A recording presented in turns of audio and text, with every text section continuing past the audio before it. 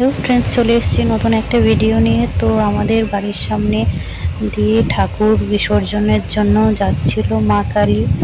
তো আজ আমার সোনাপাপাটার প্রথম কালী পুজো ভাষণ দেখছে। ও খুবই আনন্দ পাচ্ছে দেখে। তোমরা তোমাদের ওইখানে কবে ভাষণ হয়েছে অবশ্যই কমেন্টে জানিও। এই সময় গত বছর আমার বেবিটা আমার পেটুতে ছিল, এখন দেখো ভাষণ দেখছে। আমার খুবই খুশি লাগছে এই মুহূর্তগুলো।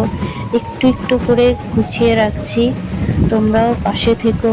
মা কালী যেন পরের বছর আবার আনন্দ নিয়ে আসে সবার বাড়িতে।